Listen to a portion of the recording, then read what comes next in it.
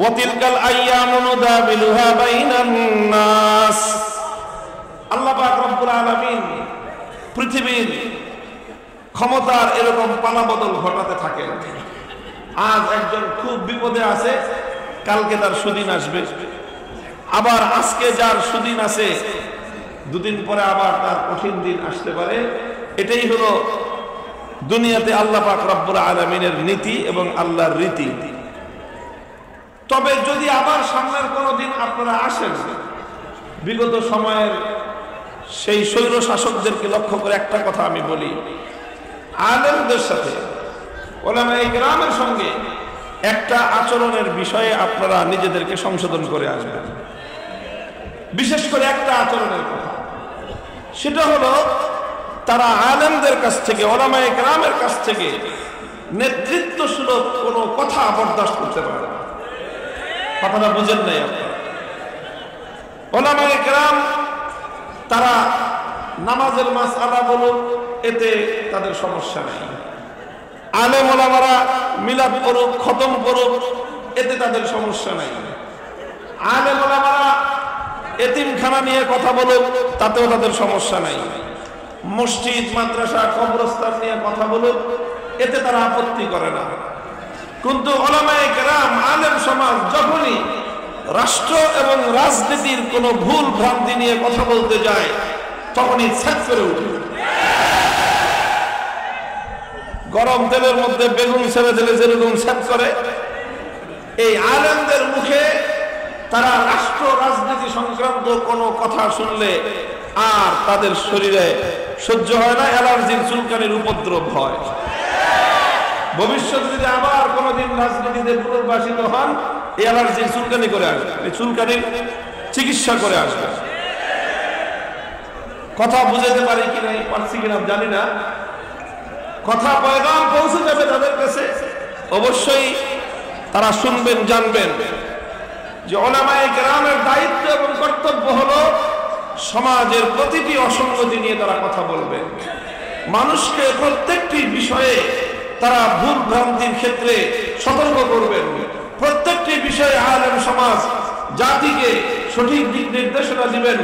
এটা আলেমদের ঐতিহাসিক দায়িত্ব, এটা আল্লাহর পক্ষ থেকে প্রদত্ত দায়িত্ব, এটা আল্লাহ রাসূল মুহাম্মদ আরবি সাল্লাল্লাহু আলাইহি ওয়াসাল্লামের পক্ষ থেকে প্রদত্ত দায়িত্ব।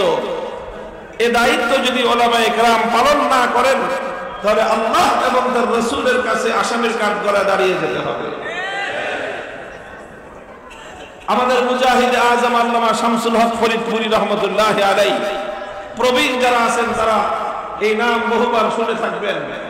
এই বাংলাদেশের কিংবদন্তি মুজাদ্দিদ আল্লামা শামসুল হক ফরিদপুরি রহমতুল্লাহি আলাইহি, হযরত হাফিজ জি হুজুর, পীর জি হুজুর এবং সদর সাহেব হুজুর, তিন ব্যক্তি আমাদের এই ঢাকার তিন আকাবেরে সালাসা, তিনজন প্রধান মুরব্বী যারা ঢাকার বুকে এসে ইসলামের ঝান্ডা উড্ডীন করেছিলেন। শামসুল হক ফরিদপুরি রহমতুল্লাহি আলাইহি পাকিস্তান আমলে আমরা আমাদের পূর্বসূরীদের কাছে, আমি আমার শাইখুল হাদিস আব্বাজান আল্লামা আজিজুল হক রহমতুল্লাহি আলাইহির কাছ থেকে শুনেছি এই ঘটনা বহুবার। যখন পাকিস্তানের ফিল্ড মার্শাল আইয়ুব খান, সে যখন ফ্যামিলি প্ল্যানিং ল পাশ করলো, যার মধ্যে কোরআন বিরোধী কিছু ধারা তার মধ্যে অন্তর্ভুক্ত হয়েছিল, কোরআন বিরোধী কিছু আইন পাশ করলো, আলেম ওলামারা তার প্রতিবাদ করলেন এবং সেই প্রতিবাদের সম্মুখ সারিতে প্রধান নেতৃত্বের দায়িত্বে ছিলেন শামসুল হক ফরিদপুরি রহমতুল্লাহি আলাইহি। তখন আইয়ুব খানের পক্ষ থেকে এই পূর্ব পাকিস্তান, তৎকালীন বর্তমান এই অঞ্চলের, বাংলা অঞ্চলের গভর্নর যিনি ছিলেন, তিনি আলেম ওলামাদের সঙ্গে কথা বলার জন্য মিটিং ডাকছেন। বিশেষ করে শামসুল হক ফরিদপুরি রহমতুল্লাহি আলাইহির কাছে তিনি ডাকছেন আলোচনা করার জন্য। হুজুরকে ডেকে নিয়ে বলতেছেন যে, হুজুর বুঝেন তো যে আমরা একটা সরকারের চাকরি করি, আমরা সরকারের চাকরি করি, কাজেই সরকারের নিয়ম কানুন যা আছে সেগুলো বাস্তবায়ন করতে তো আমরা বাধ্য। মানে বুঝাইতেছে যে এখন যেহেতু চলতেছে মার্শাল ল, আপনি যদি মার্শাল ল ভঙ্গ করে কোনো প্রতিবাদ জানান, মিছিল করেন, মিটিং করেন, তাহলে আপনার বিরুদ্ধে আমরা আইন প্রয়োগ করতে বাধ্য হব, যেহেতু আমরা সরকারের চাকরি করি। এই কথা যখনই বলেছে প্রশাসনের লোকজন, তখন হুজুর বলছেন যে হ্যাঁ, আপনি খুব ভালো কথা বলছেন। পুলিশের বড় কর্মকর্তাকে বলছে যে আপনি একদম খুব ভালো একটা কথা বলছেন, যুক্তির কথা বলেছেন, যে আপনারা সরকারের চাকরি করেন, এই জন্য সেই সরকারের আইন মানতে আপনারা বাধ্য এবং সেই সরকারের আইন প্রয়োগ করতে আপনারা বাধ্য। গভর্নর সাহেব মনে রাখবেন, আমরাও এক বড় সরকারের চাকরি করি, আমরাও এক বড় সরকারের চাকরি করি। যখন সেই বড় সরকারের কোন আইন লঙ্ঘিত হয়, তখন তার দিনের উপর যখন আঘাত করা হয়, তখন সেই বড় সরকারের আইন বাস্তবায়ন করার জন্য যা করতে হয় তাই করতে আমরা বাধ্য হই।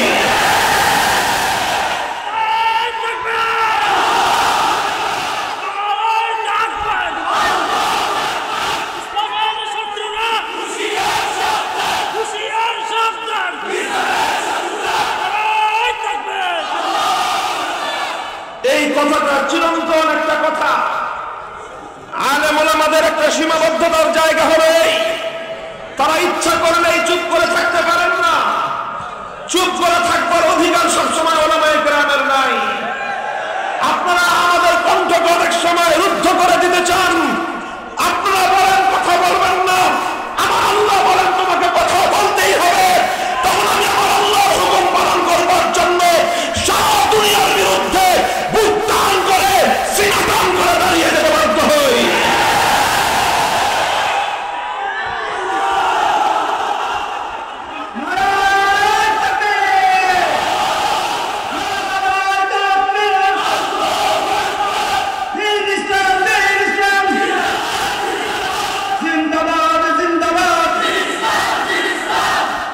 মুহতারাম হাজিরিন, কাজেই কথাটা ছিল এই জায়গায়, কথা এই জায়গায় ছিল। মুসলিম একটা সমাজ, একটা মুসলিম জাতিসত্তার ভিত্তিতে গড়ে ওঠা একটা দেশ, একটা রাষ্ট্র। 1947 সালে তো ভাগাভাগি হয়েছে, 47-এ ভাগাভাগি হয়েছে, সবাই বলে এটাকে দেশ বিভাগ। সেই ভাগাভাগিতে এই অঞ্চল মুসলমানরা পাইছে, পরিষ্কার কথা, এগুলি কোনো লুকায় ছুপায় রাখার কথা না। 47-এর ভাগাভাগিতে এই মানচিত্র মুসলমানদের ভাগে পড়েছে।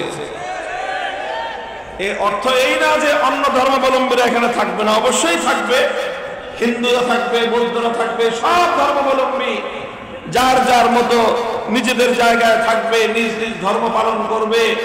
তারা জান মাল ইজ্জত আব্রু সবকিছু নিরাপত্তা নিয়ে, ধর্মীয় স্বাধীনতা নিয়ে তারা বসবাস করবে। কিন্তু এই জায়গাটা ভাগাভাগিতে মুসলমানদের ভাগে পড়ছে, এই কথাটা মনে রাখবে। কথা বলেন ঠিক না বেঠিক? সুতরাং এই ভাগাভাগিতে যেহেতু মুসলমানদের ভাগে পড়েছে, সেই ভাগ পরিবর্তন হয় নাই, সেই ভাগ পরিবর্তন হয় নাই। 47-এ যে জন্য ভাগাভাগি হয়েছিল, 71 সাল পর্যন্ত সে উদ্দেশ্য বাস্তবায়ন হয় নাই। এজন্য পাকিস্তান থেকে আমরা টুকরো করে দিয়েছি। মনে রাখবেন, 71-এর পরেও 47-এর ভাগাভাগির কথা আমরা ভুলে যাই নাই। এদেশের মানুষের একটা স্বপ্ন ছিল, লাখো মানুষের হৃদয়ের আকাঙ্ক্ষা ছিল, হাজার হাজার মানুষের শাহাদাতের রক্তের উপর দিয়ে দেশ ভাগ হয়েছিল।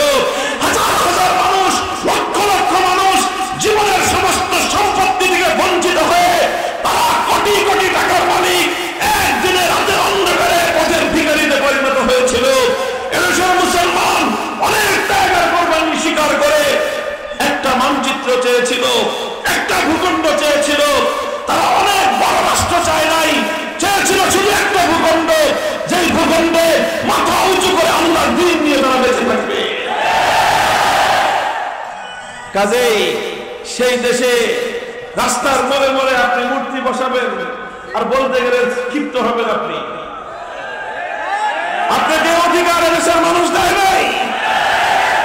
আপনারা তো মূর্তি বানাতে মনে চায়, তাহলে সেই দেশটায় চলে যান যেই দেশটা ভাগাভাগিতে হিন্দুদের ভাগে পড়েছে।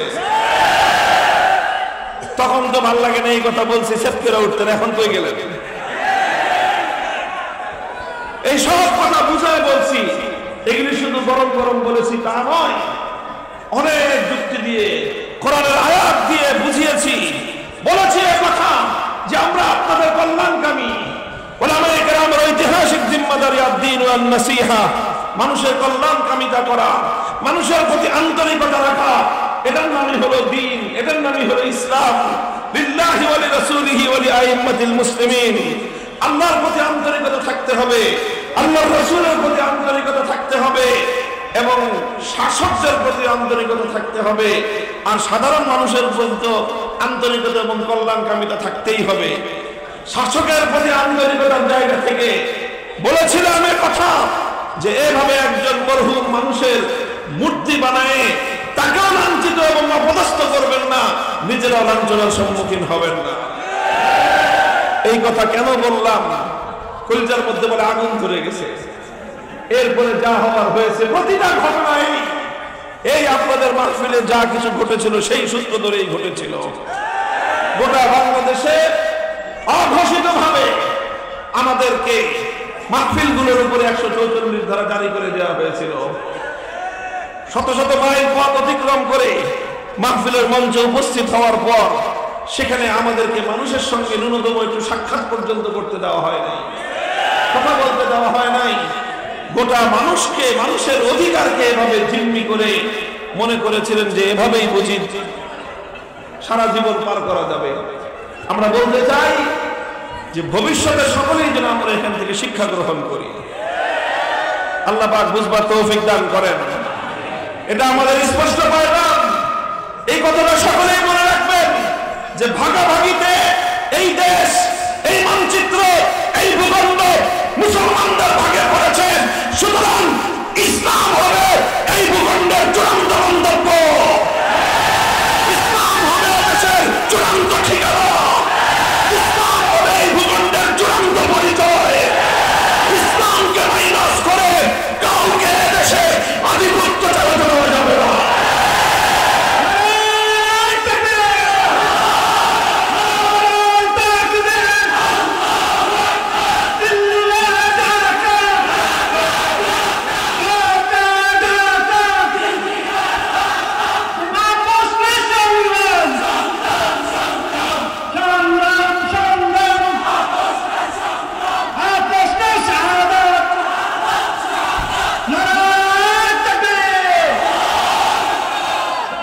আল্লাহ পাক রব্বুল আলামিন আমাদেরকে সকল ষড়যন্ত্রের হাত থেকে হেফাজত করেন। আমাদের পূর্বসূরীদের, আমাদের বাপ-দাদাদের অনেক ত্যাগ, অনেক ঘাম, অনেক অশ্রু আর অনেক রক্তের বিনিময়ে অর্জিত এই মুক্ত স্বাধীন মাটিতে আল্লাহ যেন আমাদের সকলকে এই কালেমার পতাকা উড্ডীন করার তৌফিক দান করেন।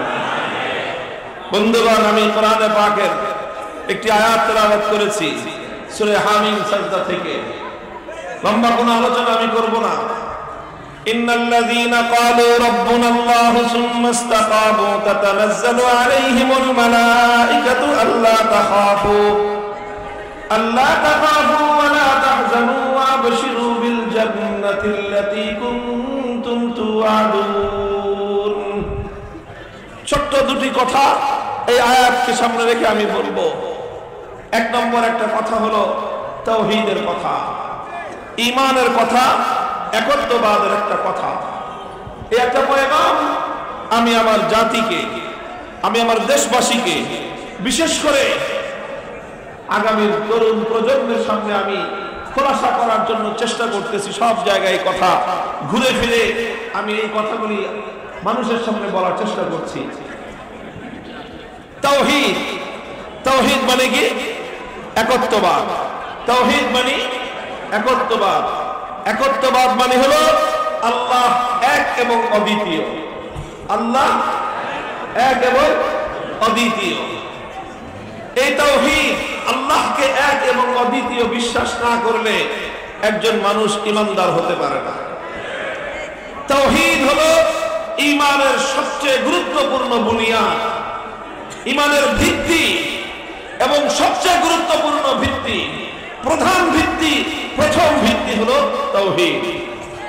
এই জন্য যখন মানুষ কবরে যাবে সর্বপ্রথম প্রশ্ন হবে তাওহীদ নিয়ে, মার রব্বুকা, বলো তোমার রব কে। কথা বলেন ঠিক না বেঠিক?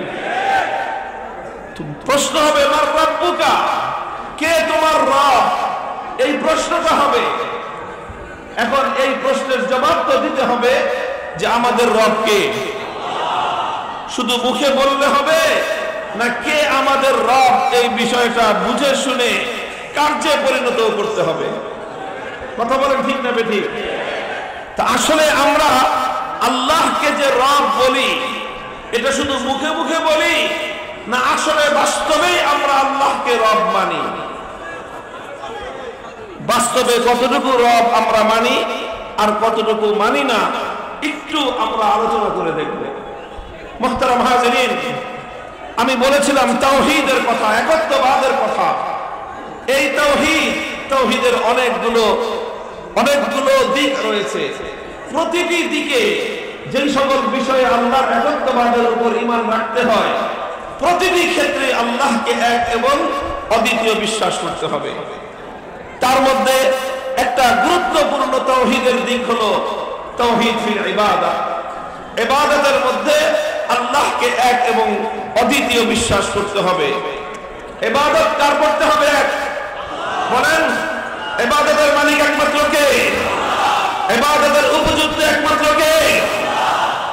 এক আল্লাহ ছাড়া অন্য কারো যদি কেউ ইবাদত করে তাহলে সে আর ঈমানদার থাকতে পারে না, সঙ্গে সঙ্গে সে মুশরিকে পরিণত হয়, যত সামান্যই হোক না কেন। বলেন তো দেখি, একজন মানুষ 24 ঘন্টার মধ্যে 23 ঘন্টা 55 মিনিট আল্লাহর ইবাদত করলো, 5 মিনিট শুধুমাত্র দুর্গার পূজা করলো, আপনারা বলেন দেখি লোকটা ঈমানদার না বেঈমান? সন্দেহের কোনো অবকাশ আছে? কেন? সে যে 23 ঘন্টা 55 মিনিট শুধু আল্লাহর ইবাদত করলো, ওটা দেখলেন না? 5 মিনিট দুর্গার পূজা করলে মুশরিক হয়ে গেল, কাফের হয়ে গেল। কারণটা কি? কারণ ইবাদত শুধু আল্লাহর জন্যই করতে হবে। যখনই ইবাদত করবে একমাত্র কার জন্য করতে হবে? আল্লাহ ছাড়া 5 মিনিট নয়, 1 মিনিট, আর 1 মিনিটও নয়, 1 সেকেন্ড যদি কেউ আল্লাহ ছাড়া কোন গায়রুল্লাহর ইবাদত করে, পূজা করে, সে আর কিছু হতে পারলেও ঈমানদার হতে পারে না, সে মুশরিকে পরিণত হয়। কথা পরিষ্কার? তাহলে এক আল্লাহকে মানতে হলে ইবাদত একমাত্র কার করতে হবে? আল্লাহর করতে হবে। এটাকে বলা হয় তাওহীদ ফিল ইবাদা। ইবাদতের ক্ষেত্রে আল্লাহর একত্ববাদ। ঠিক এরকম ঈমানের আরো কিছু বিষয় রয়েছে। আমাদের সারা দুনিয়াব্যাপী দাওয়াত এবং তাবলীগের যে মেহনত চলে, সারা দুনিয়াব্যাপী দাওয়াত এবং তাবলীগের মেহনতের সাথীরা তারা তাদের মেহনতকে বলে থাকেন যে এটা হলো ঈমানের মেহনত, ঈমানকে তাজা করার মেহনত, মানুষকে ঈমান শেখার মেহনত, ঈমান শেখানোর মেহনত। সব কথা হলো ঈমানের কথা। এবং সেখানে একটা কথা খুব গুরুত্ব দিয়ে উম্মতকে বোঝানো হয়, শেখানো হয়, সেটা হলো কারণে ওয়ালি জাত একমাত্র আল্লাহ। সবকিছু করেন একমাত্র কে? যা কিছু হয় সব কার পক্ষ থেকে হয়? খাওয়ান কে? পড়ান কে? সব কিছু করেন একমাত্র আসলে কে? এই কথাটা এমন ভাবে ওনাকে ওখানে বলা হয়, বলতে বলতে বলতে বলতে প্রত্যেকটা মানুষের হৃদয়ের গহীনে এক আল্লাহর পক্ষ থেকে যা হওয়ার হয় এই ইয়াকিন যেন দিলের মধ্যে বসে যায়। এটাই হলো দাওয়াত এবং তাবলীগের মেহনতের মূল লক্ষ্য। এই যে এটা হলো তাওহীদের একটা মেহনত, এটাকে আমরা, এই আলোচনাটাকে আমরা বলতে পারি তাওয়াক্কুল আলাল্লাহ, অর্থাৎ আল্লাহর উপরে পরিপূর্ণ আস্থা, পরিপূর্ণ বিশ্বাস যে একমাত্র আল্লাহর পক্ষ থেকেই হবে। এটাও তাওহীদের একটা দিক। তাওহীদের আরেকটা দিক আছে, যেই দিকটার বিষয়ে সমাজ, জাতি অত্যন্ত ঘোর অন্ধকারের মধ্যে নিমজ্জিত। সমাজ এই ব্যাপারে গাফেল, সমাজ এই ব্যাপারে একেবারে সম্পূর্ণ অন্ধকারে নিমজ্জিত আছে, বেখেয়াল ঘুমন্ত অবস্থায় আছে গোটা দেশ, গোটা জাতি, গোটা উম্মাহ। তাওহীদের সেই বিষয়ে জাতিকে জাগ্রত করা এখন আমাদের ঐতিহাসিক দায়িত্ব এবং জিম্মাদারি হয়ে পড়েছে। আমি সেই তাওহীদের ছোট্ট একটু কথা আপনাদেরকে স্মরণ করিয়ে দিব। আমি এই কথাটা বলার জন্য একটি হাদিসের উদ্ধৃতি দিচ্ছি। হযরত আদী ইবনে হাতিম রাদিয়াল্লাহু তাআলা আনহুর একটি হাদিস, হাদিসের বিভিন্ন কিতাব আবু দাউদ, তিরমিজি, এমনকি বুখারী এবং মুসলিমের মধ্যে এই হাদিসের অংশ বিশেষ বর্ণিত হয়েছে। আপনারা কি আমার কথা বুঝতেছেন? এটা কথা বুঝার জিনিস, একটু বুঝতে হবে, তারপর এটা বুঝে সারলে সেই কথাটা নিয়ে সমাজে বাস্তবায়ন করার জন্য ঝাঁপায়া করতে হবে। রক্ত তো দিতে হবে নাকি? জীবন তো দিতে হবে না? জীবন সারা একেবারে কিয়ামত পর্যন্ত গাঠি বেঁধে আলমারির মধ্যে রেখে দিবেন? হ্যাঁ, তো জীবন যখন যাবেই, তো জীবনটা কাকে দেওয়া উত্তম? কার রাহে দিবেন? তো দেওয়ার জন্য তো আগে কেমনে দিবেন বুঝতে হবে। কথা বলেন ঠিক না বেঠিক? আদী ইবনে হাতিম রাদিয়াল্লাহু তাআলা আনহু, একটা নাম পৃথিবীতে সুপরিচিত, নামটা হলো হাতেম তাই। নাম শুনেছেন কি? অনেক বখিল মানুষ ছিলেন। হ্যাঁ, পৃথিবীর ইতিহাসে দানবীর হিসেবে জগৎ বিখ্যাত কিংবদন্তি হাতেম তাই বললে মানুষ বুঝে দানবীর। এই হাতেম তাই তিনি ছিলেন রাসূল আকরাম সাল্লাল্লাহু আলাইহি ওয়াসাল্লামের কিছুদিন আগের মানুষ। আল্লাহর নবীর সঙ্গে তার সাক্ষাৎ হয়েছে মর্মে কোনো প্রমাণ নেই, তবে তার ছেলে আদী ইবনে হাতিম, তিনি আল্লাহর নবীর সঙ্গে সাক্ষাৎ হয়েছে এবং তিনি ইসলাম গ্রহণ করেছেন এবং অত্যন্ত মর্যাদাবান একজন সাহাবী ছিলেন। আল্লাহর নবী যাদেরকে বিশেষ করে সম্মান দিতেন, মর্যাদা দিতেন, সেই তালিকায় আদী ইবনে হাতিমের নাম পাওয়া যায়। আল্লাহ নবী ওনাকে দেখলে নবীজি তাকে সম্মান করতেন, নবীজি তাকে সমীহ করতেন। আদী ইবনে হাতিম রাদিয়াল্লাহু তাআলা আনহু ইসলাম গ্রহণ করার পূর্বে খ্রিস্টান ছিলেন, খ্রিস্ট ধর্মের অনুসারী ছিলেন। শুধু অনুসারী না, বরং সেই ধর্মের একজন পণ্ডিত ব্যক্তি ছিলেন, অনেক জানাশোনা জ্ঞানী ব্যক্তি ছিলেন। কাজেই তিনি তার পূর্বেকার ধর্ম, সাবেক ধর্ম, খ্রিস্ট ধর্মের অনেক বিষয় সম্পর্কে তার সম্যক অবগতি ছিল। তিনি একদিন আল্লাহর নবীকে একটা প্রশ্ন করলেন, জি ইয়া রাসূলুল্লাহ, আমি তো একজন আহলে কিতাব, একজন খ্রিস্টান ছিলাম, সুতরাং খ্রিস্ট ধর্ম সম্পর্কে যাবতীয় সকল বিষয় আমার চুলচেরা জানা আছে, কিন্তু আমার প্রশ্ন হলো, পবিত্র কোরআনে পাকের সূরাতুল বারাতের মধ্যে আল্লাহ পাক রব্বুল আলামিন ইহুদি এবং খ্রিস্টানদের বিষয়ে একটা অভিযোগ করেছেন। আমি যতটুকু খ্রিস্ট ধর্ম সম্পর্কে জানি, আমার জানা মতে তো খ্রিস্টানদের মধ্যে এই দোষটা নাই, অথচ আল্লাহ পাক কোরআনে পাকের মধ্যে খ্রিস্টানদের ব্যাপারে সেই দোষের কথা আলোচনা করলেন। নবীজি জানতে চাইলেন কি দোষ। আদী ইবনে হাতিম বললেন, আল্লাহ পাক রব্বুল আলামিন কোরআনে পাকের মধ্যে ইরশাদ করেছেন অভিযোগের সুরে, ইত্তাখাযু আহবারাহুম ওয়া রুহবানাহুম আরবাবাম মিন দুনিল্লাহ, যে খ্রিস্টানরা তাদের মধ্যকার দুই শ্রেণীর মানুষকে, প্রথম শ্রেণীর মানুষ হলো আহবারাহুম, তাদের মধ্যে যারা পণ্ডিত শ্রেণী, আর দ্বিতীয় হলো রুহবানাহুম, তাদের মধ্যে যারা পাদ্রী শ্রেণী, তাদের পণ্ডিতদেরকে আর তাদের পাদ্রীদেরকে ইত্তাখাযু আরবাবা, তারা রব হিসেবে গ্রহণ করে নিয়েছে, তারা খোদা বানায় নিয়েছে। তারা খোদা বানাইছে কাকে? তাদের পণ্ডিতদেরকে, আর কাদেরকে? তাদের পাদ্রীদেরকে।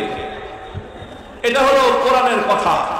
আদী ইবনে হাতিম বললেন, ইয়া রাসূলুল্লাহ, আমি তো খ্রিস্টান ছিলাম জীবনের দীর্ঘ একটা সময়, আমি সব কিছু জানি। কোথায়? খ্রিস্টান ধর্মের মধ্যে তো কোনোদিন কোন পাদ্রীকে, কোন পণ্ডিতকে খোদা বলা হয় নাই, রব বলা হয় নাই, এবং রব তো তারা মানে না, বিশ্বাস করে না। তাহলে কেন কোরআনে পাকের মধ্যে খ্রিস্টানদের ব্যাপারে এই অভিযোগটা করা হলো? প্রশ্নটা বুঝেছেন আপনারা? আল্লাহ রাসূল সাল্লাল্লাহু আলাইহি ওয়াসাল্লাম কোন কোন বর্ণনায় এসেছে আদী ইবনে হাতিমের কাছে পাল্টা প্রশ্ন ছুড়ে দিলেন। আল্লাহর নবী পাল্টা প্রশ্ন করলেন আদী ইবনে হাতিমকে, ও আদী, তুমি বলো দেখি, তোমাদের সাবেক ধর্ম খ্রিস্ট ধর্মের মধ্যে এমন একটা বিষয় ছিল কিনা, আলাস্তুম হারামতুম মা হারামু ওয়া আহলালতুম মা আহাল্লু, আদি তুমি বলো দেখি, তোমাদের মধ্যে এমন কোন বিষয় ছিল কি যে আল্লাহ পাক রব্বুল আলামিন কোন একটা জিনিসকে বেআইনি করে দিয়েছেন, আল্লাহর পক্ষ থেকে বেআইনিকৃত অবৈধ ঘোষিত সেই বিষয়টাকে তোমাদের পণ্ডিত আর পাদ্রীরা মিলে বৈধ ঘোষণা করে দিল, আর তোমাদের পুরা জাতি আল্লাহর বিধানকে বাদ দিয়ে পণ্ডিত আর পাদ্রীদের সেই কথা হিসেবে সেটাকে তারা বৈধ হিসেবে গ্রহণ করে নিল। এমন কোন বিষয় ছিল? অথবা উল্টা কোন একটা জিনিসকে আল্লাহ পাক বৈধ করে দিয়েছেন, তোমাদের পণ্ডিত আর তোমাদের পাদ্রীরা বলল সেটা বেআইনি, আল্লাহ যেটাকে বৈধ বললেন তোমার পাদ্রী আর পণ্ডিতরা সেটাকে বেআইনি বলে দিল, অবৈধ বলে দিল। তোমরা তখন পণ্ডিত আর পাদ্রীদের কথায় আল্লাহ সেই বিধানকে পরিবর্তন করে সেটাকে তখন তোমরা অবৈধ বলে গ্রহণ করতে শুরু করলা। এমন বিষয় কি তোমাদের মধ্যে ছিল? আদি ইবনে হাতেম এবার বলেন, ইয়া রাসূলুল্লাহ, তা তো ছিল, তা তো ছিল যে অনেক বিষয় আল্লাহ বলেছেন বৈধ, পণ্ডিতরা বলেছে অবৈধ, খ্রিস্টানরা পণ্ডিতদের কথা মেনে নিয়েছে। আবার অনেক বিষয় আল্লাহ বলেছেন অবৈধ, পাদ্রীরা বলল বৈধ, তখন তারা আল্লাহর কথা বাদ দিয়ে আল্লাহর আইনের জায়গায় পাদ্রীদের আইন তারা মেনে নিয়েছে। এরকম বিষয় খ্রিস্টানদের মধ্যে অহরহ ছিল। আল্লাহর নবী তখন আদি ইবনে হাতিমকে বললেন, ফাতিলকা ইবাদাতুহুম, কোথাও বলা হয়েছে ফাযালিকা ইত্তিখাযুর রাব। সুতরাং হে আদি, খুব ভালো করে মনে রেখো, আসমান এবং জমিনের মধ্যে এই পৃথিবীতে গোটা মানব জাতির জন্য কোনটা বৈধ কোনটা অবৈধ, কোনটা বিধিসম্মত কোনটা বিধি বহির্ভূত, কোনটা আইনসম্মত কোনটা বেআইনি, এটা চূড়ান্তভাবে নির্ধারণ করে দেওয়ার একমাত্র অধিকার কার? চিৎকার করে বলার একমাত্র অধিকার কার? আইন করবার, বিধান তৈরি করবার চূড়ান্ত অধিকার একমাত্র কার? আল্লাহ পাক রব্বুল আলামিনের সেই চূড়ান্ত অধিকারকে চ্যালেঞ্জ করে খ্রিস্টানদের মধ্যে পণ্ডিত এবং পাদ্রীরা আল্লাহর আইন এবং আল্লাহর বিধানকে পরিবর্তন করে দিয়ে নিজেদের পক্ষ থেকে বিধান আর আইন যখন জারি করত, খ্রিস্টানরা তাদের পণ্ডিত এবং পাদ্রীদের বিধান মেনে নিত। আল্লাহর কোরআনের মধ্যে আল্লাহ বলছেন, সুতরাং তোমরা যখনই আল্লাহর আইন বাদ দিয়ে তোমাদের পণ্ডিত আর পাদ্রীদের আইন মেনে নিয়েছো, তখনই তোমরা পণ্ডিতদেরকে আর পাদ্রীদেরকে খোদা হিসেবে মেনে নিয়েছো। মুহতারাম হাজিরিন, এটা মনে করবার কোনো অবকাশ নাই যে শুধু খ্রিস্টানরা আল্লাহর আইনের জায়গায় আল্লাহর বিধানের পরিবর্তে পণ্ডিত আর পাদ্রীদের বিধান মানলে তারা মুশরিক হয়ে যাবে, তারা তাদেরকে তাওহীদ থেকে সরে যাবে, তারা তাদের পণ্ডিত আর পাদ্রীদেরকে খোদা বানায় নেওয়া হলো। আর মুসলমান হয়ে যদি আমরা আল্লাহর বিধানের পরিবর্তে আমাদের কোন মন্ত্রীদের বিধান মেনে নেই, আল্লাহর বিধানের পরিবর্তে আমরা যদি আমাদের এমপিদের পাশ করা বিধান মেনে নেই, তাহলে বুঝি আমাদের ঈমানের কিছু হবে না। তোমাদের ঈমানকে আল্লাহ পাক রব্বুল আলামিন এরকম ঠিকাদারি কাউকে দেন নাই। যেই অপরাধ করার কারণে ইহুদিদের ঈমান ধ্বংস হয়েছে, যেই অপরাধের কারণে খ্রিস্টানদের ঈমান ধ্বংস হয়েছে, সেই অপরাধ যদি কোন নামধারী মুসলমানের মধ্যে পাওয়া যায়, সেও মুশরিকের পরিণত হবে, সেও বেঈমানে পরিণত হবে। আমরা আল্লাহর নিকট কোনো পার্সিয়ালদের ব্যবস্থা নাই। মুহতারাম হাজিরিন, এই যে একটা তাওহীদের কথা আমি বলছি, এটাকে বলা হয় বিভিন্ন শব্দে বলা যায়। এটাকে বলা হয় তাওহীদ ফিল হাকিমিয়া, এটাকে বলা হয় তাওহীদ ফিল হাকিমিয়া। ইনিল হুকমু ইল্লা লিল্লাহ, চূড়ান্তভাবে আইন করার একমাত্র অধিকার কার? কেউ প্রশ্ন করতে পারেন, হুজুর তাহলে কি মানুষ কোনো আইন করতে পারবে না, সরকার কোনো আইন করতে পারবে না, বিভিন্ন কর্তৃপক্ষ কোনো আইন করতে পারবে না? এই প্রশ্নের জবাব হলো হ্যাঁ, মানুষ আইন করতে পারবে, সরকার আইন করতে পারবে, বিচারপতিরা আইন করতে পারবে, কর্তৃপক্ষ আইন করতে পারবে, তবে এক শর্তে পারবে। বলেন কয় শর্তে? বলেন কয় শর্তে? এক শর্তে মানুষ আইন করতে পারবে, এক শর্তে সরকার আইন করতে পারবে, এক শর্তে মন্ত্রী পরিষদ আইন করতে পারবে, এক শর্তে সংসদ আইন পাস করতে পারবে। আর সেই শর্তটা খুব ভালো করে মন শুনবেন, ভালো করে বুঝবেন, আগামী দিনে সেইটা বাস্তবায়ন করার জন্য জানবো লড়াই করবেন। সেই শর্ত হলো যে মানুষের কোন আইন আল্লাহ পাকের কোন আইনের বিরুদ্ধে যেতে পারবে না। মানুষের কোন আইন আল্লাহ পাকের কোন আইনের সঙ্গে সাংঘর্ষিক হতে পারবে না। মানুষ যদি কোন আইন তৈরি করতে চায় যেটা আল্লাহর আইনের বিরুদ্ধে, সঙ্গে সঙ্গে মানুষের সে আইন অকার্যকর এবং বাতিল বলে গণ্য হবে। সারা দুনিয়ার 700 কোটি মানুষ, ধনী দরিদ্র, সমস্ত ধর্ম, সব ধর্মাবলম্বী, সারা দুনিয়ার 700 কোটি মানুষ মিলে যদি একটা আইন করে, আর সেই আইনটা যদি আমার আল্লাহর কোন একটা আইনের 1000 ভাগের 1 ভাগের সঙ্গে সাংঘর্ষিক হয়, 700 কোটি মানুষের আইন বাতিল হবে, আমার আল্লাহর আইন নিচে থাকবে, সেটাই কার্যকর থাকবে।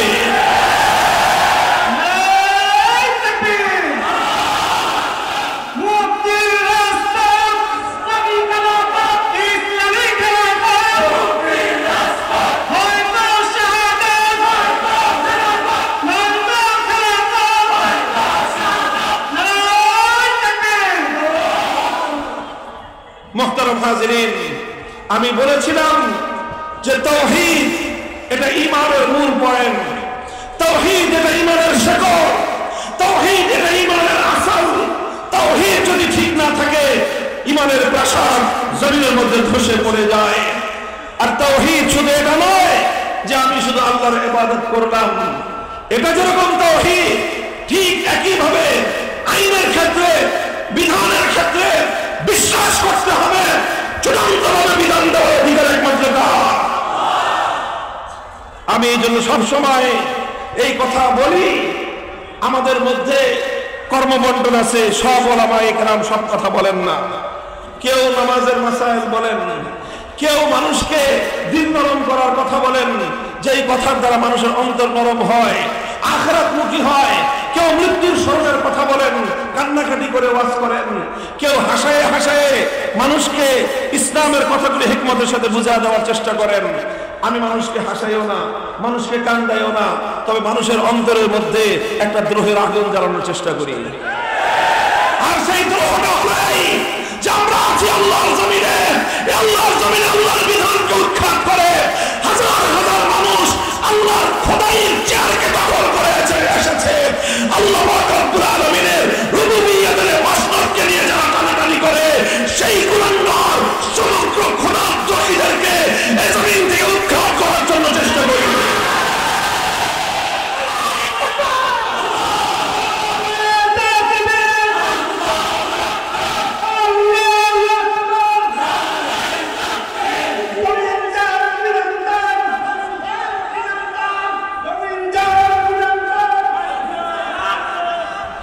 মুহতারাম হাজিরিন, এই যে তাওহীদের কথা বললাম, এটা ঈমানের প্রশ্ন, এটা তাওহীদের প্রশ্ন। সমাজের মধ্যে একটা মতবাদ চালু করে দেওয়া হয়েছে রাজনীতির নামে। সেই মতবাদ হলো যে রাজনীতির সঙ্গে ধর্মের কোনো সম্পর্ক থাকতে পারবে না। এটাও ইসলাম বিরোধী চরম কুফরি একটা মতবাদ। মুসলমান যেখানে থাকবে ইসলাম সেখানে থাকবে, মুসলমান ঘরে থাকলে ইসলাম ঘরে থাকবে, ইভেন মুসলমান রাস্তায় থাকলে ইসলাম রাস্তায় থাকবে। আল্লাহর বিধান মুসলমানের সঙ্গে থাকবে। কথা বলেন ঠিক না বেঠিক? মুসলমান যখন টয়লেটে যাবে, ঈমান কি বাইরে রেখে যাবে? না টয়লেটের ভিতরে আল্লাহর হুকুম মানবে? বলেন, টয়লেটের ভিতরে আল্লাহর নবীর সুন্নাত আছে না নাই? ওলামায়ে কেরাম মাদ্রাসার ছাত্রদেরকে সেই তালিম দেন না? টয়লেটের ভিতরে বাম পা দিয়ে ঢোকা সুন্নাত, টয়লেটের ভিতরে গিয়ে আল্লাহর নাম উচ্চারণ করা যাবে না, টয়লেটের ভিতরে গিয়ে আল্লাহর নবীর নাম উচ্চারণ করা যাবে না, টয়লেটের ভিতরে আল্লাহ এবং তার রাসূলের নাম লিখিত কোনো কাগজ নিয়ে যাওয়া যাবে না, এমনকি তাবিজের মধ্যে যদি আল্লাহর নাম লেখা থাকে সেই তাবিজ নিয়ে টয়লেটে যাওয়া যাবে না, আংটির মধ্যে যদি আল্লাহ বা তার রাসূলের নাম লেখা থাকে সেই আংটি নিয়ে টয়লেটে যাওয়া যাবে না, কোরআনে পাক নিয়ে টয়লেটে যাওয়া যাবে না, কোরআনে পাকের কোনো একটা আয়াত, কোনো একটা শব্দ, কোনো একটা বাক্য লিখিত অবস্থায় টয়লেটে যাওয়া যাবে না। এগুলো কি বলেন ইসলামের বিধান? কি বিধান না? টয়লেট থেকে বের হওয়ার সময় ডান পা দিয়ে বের হতে হবে, টয়লেটে ঢোকার সময়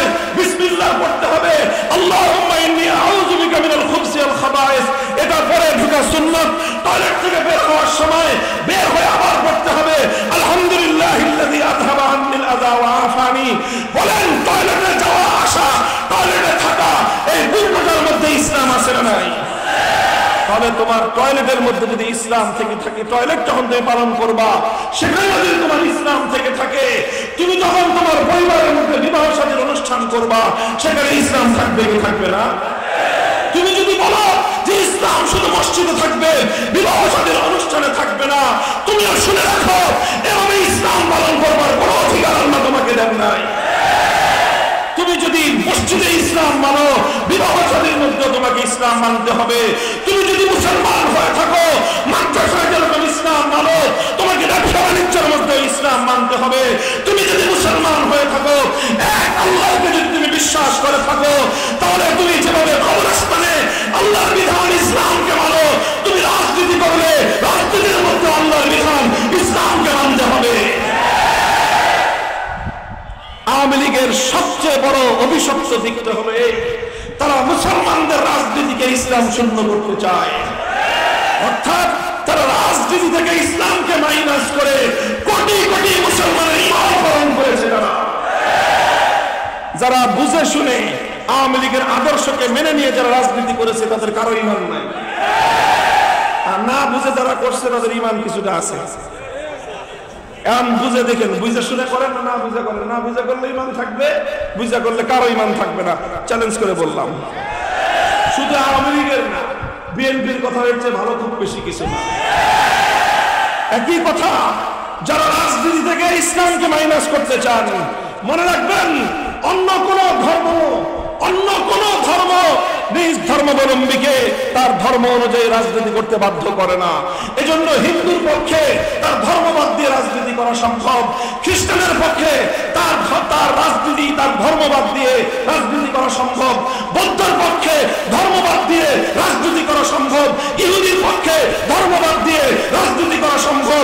সে ধর্মবাদ দিয়ে রাজনীতি করলেও হিন্দু হিন্দু থাকবে, ধর্মবাদ দিয়ে রাজনীতি করলেও ইহুদি ইহুদি থাকবে, খ্রিস্টানও রাজনীতিবাদ ধর্মবাদ দিয়ে রাজনীতি করলে খ্রিস্টান খ্রিস্টান থাকবে। কিন্তু কোন মুসলমান যদি ইসলামবাদ দিয়ে রাজনীতি করে সে মুসলমান থাকতে পারে না।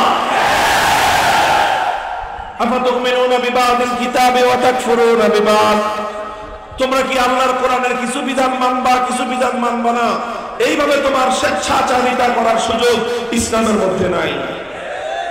মুহতারাম হাজিরিন, এই জন্য এই কথা আজ মানুষের কানে কানে পৌঁছানোর সময় এসে গেছে। মনে রাখবেন, আমরা যদি এই কথা না বলি, আমরা যদি এই কথা মানুষের কাছে পৌঁছানোর ক্ষেত্রে কার্পণ্য করি, মানুষ কিন্তু চুপ করে বসে থাকবে না। আজ দিকে দিকে তাওহীদের আযান চলতেছে, আজ পৃথিবীর বিভিন্ন মানচিত্রে তাওহীদের আযান গুঞ্জরিত হচ্ছে। খোরাসানে তাওহীদের আযান গুঞ্জরিত হয়েছে, খোরাসানে আল্লাহর দ্বীন জিন্দা হয়ে গেছে। শামে তাওহীদের আযান উচ্চারিত হয়েছে, শামে আল্লাহর দ্বীনের ঝান্ডা সমুন্নত হবে ইনশাআল্লাহ। মিশরে আল্লাহর দ্বীনের ঝান্ডা সমুন্নত হওয়ার জন্য সেখানে আযান চলতেছে। মিশর ভূখণ্ড ইনশাআল্লাহ ইসলামের পতাকাতে শামিল হবে। খোরাসান থেকে বাইতুল মুকাদ্দাস পর্যন্ত বিস্তীর্ণ অঞ্চলে আল্লাহর দ্বীনের ঝান্ডা সমুন্নত হবে। হে বাংলাদেশের মুসলমান, তোমাদের সিদ্ধান্ত নেওয়ার বিষয়। সারা পৃথিবীর মুসলমান জেগে উঠছে, তোমরা কি ঘুমিয়ে থাকবে না জাগ্রত হবে? That is your own right. বলেন, ঘুমিয়ে থাকবেন না জেগে উঠবেন? আপনারা যদি ঘুমায় থাকেন, আমার আগামী প্রজন্ম ঘুমায় থাকবে না ইনশাআল্লাহ।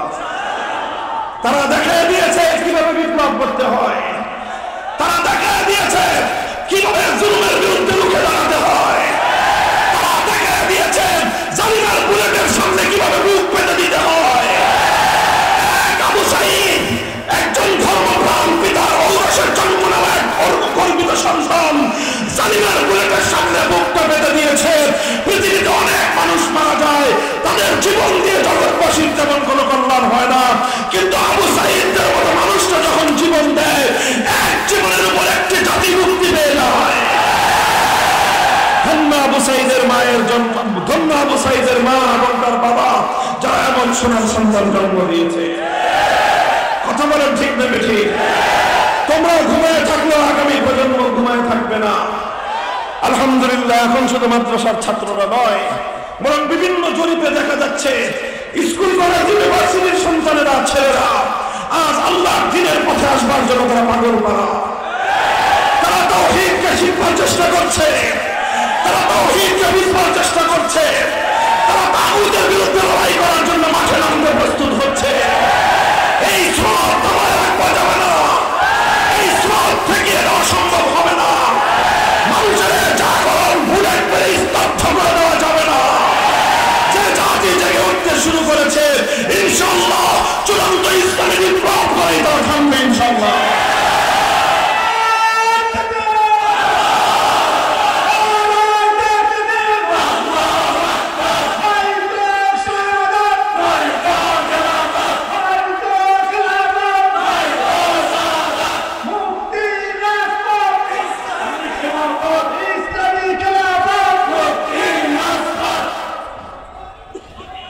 রবকে আমাদের চিৎকার করে রবকে।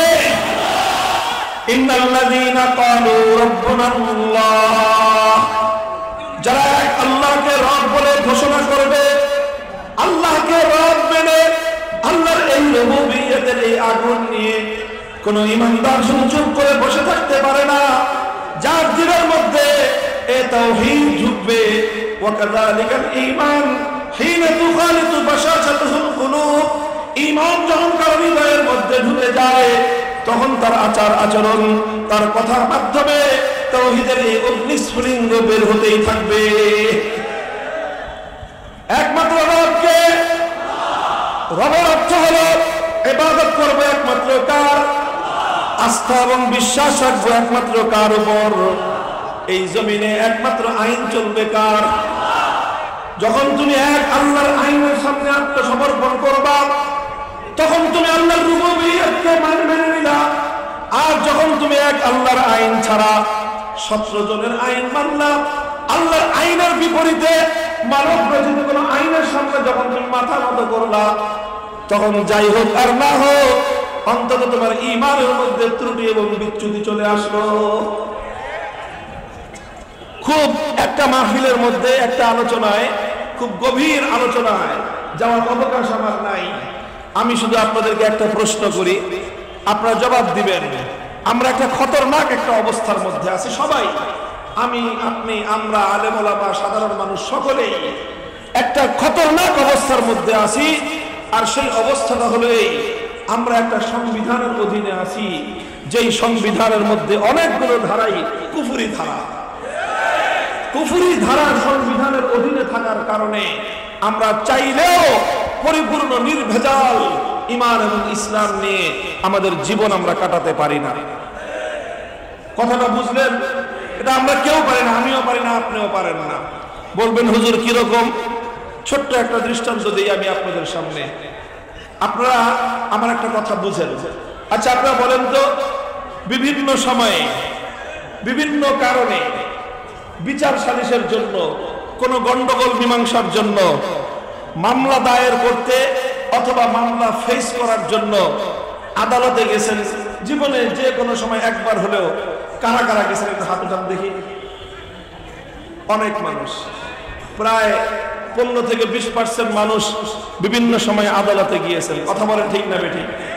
এই যে আমাদের দেশে যে আদালত চলতেছে, নানা কারণে অনেক সময় বাধ্য হয়ে আমাদের যেতে হয়। আমার সম্পদ চুরি হয়ে গেছে, মামলা করতে আদালতে যেতে হয়। কথা বলেন ঠিক না বেঠিক? গাড়ি চুরি হয়ে গেছে, হোন্ডা চুরি হয়ে গেছে, বাড়িতে ডাকাত এসে সম্পদ চুরি করে নিয়ে গেছে, মামলা করতে আদালতে যেতে হয়। কেউ মারা গেছে, কোন একটা মানুষকে খুন করা হয়েছে, এখন তার এই হত্যার বিচারের জন্য আদালতে যেতে হয়। কথা বলেন ঠিক না বেঠিক? আচ্ছা বলেন, আপনার একজন আপনজন নিহত হলো, এই হত্যাকাণ্ডের বিচার চাওয়ার জন্য আদালতে গেলেন। আপনি যে আদালতে গেলেন, সেই আদালত আল্লাহর আইন অনুযায়ী বিচার করবে? বলেন তো, আল্লাহ পাক হত্যাকাণ্ডের যেই বিচার কোরআনে পাকের মধ্যে নাযিল করেছেন, সেই হত্যাকাণ্ডের বিচার অনুযায়ী আল্লাহর আইন অনুযায়ী এই আদালত বিচার করবে? চুরি করেছে, আপনি চুরির বিরুদ্ধে মামলা দায়ের করলেন, যেই আদালতে আপনি চুরির মামলা দায়ের করলেন, চোর ধরা পড়লে আল্লাহর কোরআনের আইন অনুযায়ী চোরের উপর শাস্তি প্রয়োগ করবে? বলেন। তাহলে আল্লাহর আইন অনুযায়ী তারা বিচার করবে না, তারা বিচার করবে কি অনুযায়ী? মানুষের 12টা আইন অনুযায়ী। কথা বলেন ঠিক না বেঠিক? তাহলে মানুষের 12টা আইনের কাছে যারা বিচার চাইতে যায়, কোরআন তাদের সম্পর্কে কি বলেছে? সূরাতুন নিসার 60 নম্বর আয়াত তেলাওয়াত করেন। ইয়াজউমুনা আন্নাহুম আমানু বিমা উনজিলা ইলাইকা ওয়া মা উনজিলা মিন ক্বাবলিক ইউরিদুনা আন ইয়াতাহাকামু ইলা আত-তাগুত ওয়া ক্বাদ উমিরু আন ইয়াকফুরু বিহি। আল্লাহর কোরআন পরিষ্কার বলে দিয়েছে যে যারা আল্লাহর আইন বাদ দিয়ে অন্য কোন আইনের কাছে বিচার চাইতে যাইবে তাদের ঈমান থাকবে না, তারা কাফেরে পরিণত হবে। এখন বলেন, কথাটা বুঝে বলেন, খুব খতরনাক একটা কথা। কিন্তু আপনারা যে চোরের বিচার চাইতে গেলেন, আল্লাহর আইনের কাছে বিচার চাইতে গেছেন, না আল্লাহর আইন বাদ দিয়ে মানুষের 12টা আইনের কাছে বিচার চাইতে গেছেন? বলেন তো। তো কোরআনের ফয়সালা অনুযায়ী তো আপনাদের ঈমান নাই। একটা বলেন, খতরনাক অবস্থায় আছি না আমরা? এখন বলবেন, হুজুর কি আসলে কি ঈমান নাই? না, আপনার ঈমান আছে একটা কারণে আছে। কয়টা কারণে? একটা কারণে ঈমান আছে, সেটা হলো এই, আপনি স্বেচ্ছায় যান নাই, আপনি বাধ্য হয়ে গেছেন। আপনি আসলে আল্লাহর আইনই চান। কথা বলেন, আপনার বিচার আল্লাহর আইন অনুযায়ী চান না ব্রিটিশ আইন অনুযায়ী বিচার চান? আপনি আল্লাহর আইন অনুযায়ী আদালত দেখতে চান না ব্রিটিশ আইন অনুযায়ী আদালত দেখতে চান? আপনি আল্লাহর আইন অনুযায়ী দেশ দেখতে চান না ব্রিটিশের আইন অনুযায়ী দেশ দেখতে চান? যারা আল্লাহর আইন বাদ দিয়ে ব্রিটিশের আইন অনুযায়ী আদালত দেখতে চায়, তাদের কথা লিখে রাখেন, তাদের কারো ঈমান নাই, সব বেঈমান। যারা আল্লাহর আইন বাদ দিয়ে ব্রিটিশের আইন অনুযায়ী দেশ দেখতে চায়, তাদের কারো ঈমান নাই, তারা সব বেঈমান। কারণ এটা কোরআনের কথা। তাহলে আমাদের ঈমানটুকু আছে কেন? কারণ আমরা বাধ্য হয়ে গেছি, আমাদের আর কোনো উপায় নাই, এজন্য গেছি। কথা বলেন ঠিক না বেঠিক? এখন আপনার উপায় নাই বলে গেছেন, এই কথা কতদিন বলবেন? আর কতদিন বলবেন উপায় নাই? এখন কি আমাদের জেগে উঠবার সময় হয় নাই? সময় হয়েছে জেগে উঠবার, আলহামদুলিল্লাহ। এই যে জুলাই এবং আগস্টের যে বিপ্লব হলো, এই বিপ্লব আমাদেরকে চোখে আঙ্গুল দিয়ে দেখিয়ে দিয়েছে অল্প কিছু তরুণ এবং যুবক, অল্প কিছু তরুণ এবং যুবক তারা যখন অন্যায়ের বিরুদ্ধে, জালিমের বিরুদ্ধে বুক টান করে দাঁড়াবার জন্য রাস্তায় বেরিয়ে পড়েছেন, তখন 15 বছরের জগদ্দল পাথরের মতো ফ্যাসিবাদী স্বৈরাচারী সরকার পালিয়ে যেতে বাধ্য হয়েছে। এবং এই বিপ্লবটার একটা বড় সিম্বল, বড় একটা আইকন হলো, বড় একটা আলামত হলো। লক্ষ্য করলে দেখা যায় বিপ্লব চূড়ান্তভাবে সফল হয়েছে আগস্টের 5 তারিখ। সংবাদ পাইছেন কয়টায় আপনারা? দুপুর 2টার দিকে মোটামুটি সবাই সংবাদ পেয়েছে 2টায়। কারণ আমরাই তো 2টার আগে খবর পাইনি। আপনারা পাবেন কোত্থেকে? 1:30টার একটু পরে জোহরের নামাজটা পড়ার পরে আমি খবর পেয়েছি 2:45টার আগ দিয়ে। স্বাভাবিক আপনারা আরো পরে খবর পেয়েছেন। এই যে 2টার দিকে যে খবর বের হলো, এরপরে 2টা থেকে নিয়ে 3টা পর্যন্ত 1 ঘন্টা বাংলাদেশের টেকনাফ থেকে তেতুলিয়া গোটা দেশের চিত্রটা একটু কল্পনা করেন তো। 5ই আগস্টে দুপুর 2টা থেকে 3টা পর্যন্ত কি চিত্র হয়েছে? কোনো আলেম ডাক দিতে হয় নাই, কোনো নেতা আওয়াজ দিতে হয় নাই, কারো কোনো নেতৃত্বের প্রয়োজন হয় নাই।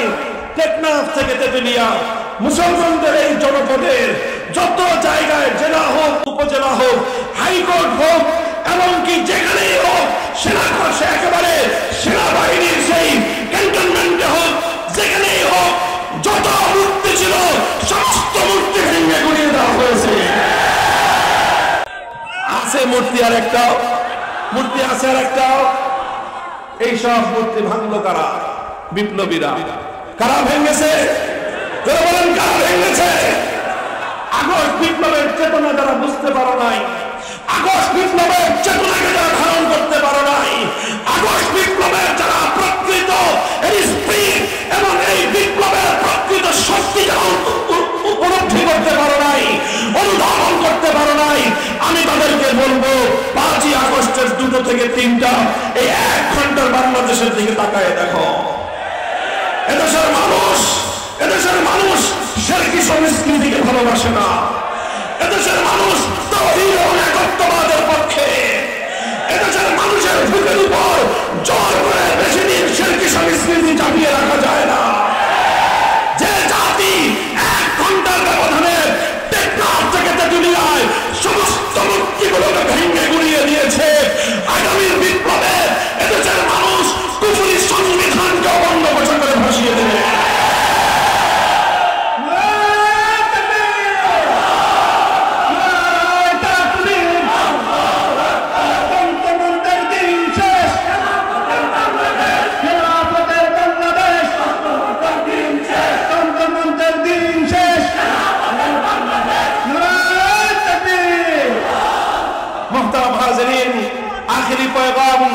দুটো কথা আমি আপনাদের কাছে বলবো, কথা বেশি লম্বা করব না। আমি আগেই বলেছি, আজ বাংলাদেশে একটা আওয়াজ গোটা বাংলাদেশের সকল অঙ্গন থেকে উচ্চারিত হয়েছে, সেটা হলো ভিনদেশী আধিপত্যবাদ বাংলাদেশ মানবে না। এটা দীর্ঘ একটা সময় পর্যন্ত শুধু আলেম ওলামারা বলতেন, শুধু হুজুররা চিৎকার করতেন, আর নাম নিয়ে বলি ভারতীয় আধিপত্যবাদ বাংলাদেশে চলবে না। আগে শুধু হুজুররা বলতো, আলহামদুলিল্লাহ এখন তো বাংলাদেশের রাষ্ট্র সরকার সকলকে ডেকে সমস্ত রাজনৈতিক দল, সমস্ত ধর্মাবলম্বী, হিন্দু, বৌদ্ধ, খ্রিস্টান, মুসলিম, সকল রাজনৈতিক দল মিলে সকলে আজ বাংলাদেশের ঐক্যবদ্ধ, বাংলাদেশের উপর ভারতীয় আধিপত্যবাদ চলবে না। আপনারা একমত? এখন শুধু চলবে না বললেই হবে না, আসলে উৎখাত করতে হবে? 20 বৃক্ষের গোড়ায় যদি পানি ঢালেন আর 20 বৃক্ষের ডাল ছেড়ে দেন, গাছ মরবে না গাছ আরো তরতাজা হবে? গাছ মারতে চাইলে শেকড় শুদ্ধ উপরে ফেলতে হবে। ভারতীয় আধিপত্যবাদের শেকড় বাংলাদেশের সংবিধানের মধ্যে লুকিয়ে আছে। 1971 সালে বাংলাদেশ যখন স্বাধীন হয়, তখন বাংলাদেশের একজন নেতার মাধ্যমে ভারতের তৎকালীন প্রধানমন্ত্রী শ্রীমতী ইন্দিরা গান্ধী ভারত রাষ্ট্রের তাদের সংবিধানের মূলনীতিগুলো বাধ্যতামূলকভাবে বাংলাদেশের মানুষের উপর চাপিয়ে দিয়ে ভারতীয় গোলামীর সংবিধান 72 তৈরি করে দিয়েছে। 72-এর সংবিধান ভারতের গোলামীর সংবিধান, 72-এর সংবিধান কুফরি ধর্মীয় নিরপেক্ষতাবাদের সংবিধান। এভাবেই বাংলাদেশটাকে ভারতের গোলামে পরিণত করবার সংবিধান দেওয়া হয়েছে 72 সালে। আজ ভারতীয় আধিপত্যবাদকে যদি রুখতে হয়, প্রধান কথা হলো এই আধিপত্যবাদের শেকড় বাংলাদেশের সংবিধান থেকে ধর্মনিরপেক্ষতাবাদ নামক এই কুফরি মতবাদ উৎখাত করে আল্লাহর উপর অবিচল আস্থা এবং বিশ্বাস ফিরিয়ে আনতে হবে। এটা যদি করা যায়, তাহলে এই দেশের সংবিধান এদেশের মানুষের ধর্মীয় আবেগ এবং অনুভূতির সঙ্গে সামঞ্জস্যপূর্ণ হবে। এই হলো একটা কথা। আর 2 নম্বর আরেকটা কথা হলো, বর্তমানে বাংলাদেশে একটা আওয়াজ উঠেছে চতুর্দিকে, সংবিধান সংস্কার। কি আওয়াজ? সংস্কার। সবচেয়ে বড় সংস্কার হলো সংবিধান সংস্কার। এই সংবিধান সংস্কারের আওয়াজের সময় আমরা একটা কথা জাতিকে নিয়ে রাষ্ট্রশক্তির কাছে আমরা তুলে ধরতে চাই। যত সংস্কার করেন আর না করেন, একটা সংস্কার করার কথা বুঝে নেন, মেনে নেওয়ার চেষ্টা করেন। সেটা হলো এই সংবিধানে একটা ধারা সংযুক্ত যেন করা হয়, যেই ধারার মাধ্যমে এই কথাটা থাকবে যে কোরআন সুন্নাহ বিরোধী অথবা ইসলামী শরিয়া বিরোধী কোন আইন, কোন নীতিমালা, কোন বিধিমালা বাংলাদেশে কার্যকর হতে পারবে না।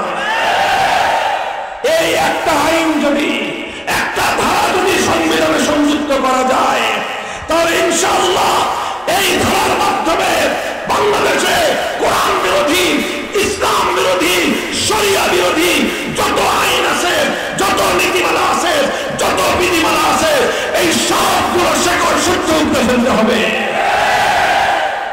রাজি আছেন? এটা এমনি এখন বলতেছি আমরা, যদি তাদের সুমতি হয়, বুদ্ধি ভালো থাকে, আমাদের এই কথাগুলো তারা বুঝবেন। দেখেন, আমি যে কথাটা বললাম, এই কথার সঙ্গে আমার গোটা বাংলাদেশের প্রতিটা মানুষের ঈমানের সম্পর্ক। আমি আগেই বলেছি, সংবিধান কুফরি হওয়ার কারণে এই সংবিধানের অধীনে আমাদেরকে এই দেশে বসবাস করতে হয়। এই জন্য আমরা চাইলেও আমাদের ঈমানকে সহি সালেম নিয়ে, ইসলামকে নিরাপদ দিয়ে আমরা এই দেশে চলতে ফিরতে পারি না। সংবিধানের কারণে আমাদেরকে নানা ইসলাম বিরোধী কার্যকলাপের সঙ্গে জড়িয়ে পড়তে হয়, ইচ্ছায় হোক অনিচ্ছায় হোক। তাই আমরা এমন একটা দেশ চাই, এমন একটা ভূখণ্ড চাই, এমন একটা মানচিত্র চাই, যেখানে একজন আল্লাহর বান্দা আল্লাহর উপর শতভাগ ঈমান নিয়ে অবিচল ভাবে ত্রুটিপূর্ণ, ত্রুটিমুক্ত ঈমান নিয়ে সেখানে বাঁচতে পারে। আমাদের এই কথা যদি এভাবে শুধু কথায় তাদের কানে পানি না ঢুকে, তাহলে আপনারা কি করবেন? এভাবেই সারা জীবন শুধু বলে যাবেন, না কোনো বিহিত করবেন? বলেন কোন একটা ব্যবস্থা করতে হবে কি হবে না? যদি জিজ্ঞাসা করেন আমাকে কি ব্যবস্থা করতে হবে, ব্যবস্থা একটাই, যদি তারা শুধু আমাদের কথায় কর্ণপাত না করে, আমাদের এই আত্মচিৎকার যদি তাদের হৃদয়ে কোনো প্রতিক্রিয়া তৈরি না করে, আমাদের এই আহ্বান যদি তারা হৃদয় দিয়ে বুঝতে ব্যর্থ হয়, চূড়ান্ত পর্যায়ে মাঠে নামতে হবে, মাথার ঘাম পায়ে ফেলতে হবে আমাদেরকে। আপনার অন্ধকারে চোখের অশ্রু দিয়ে যায় নামাজ ভেজাতে হবে, আল্লাহর সাহায্য চাইতে হবে।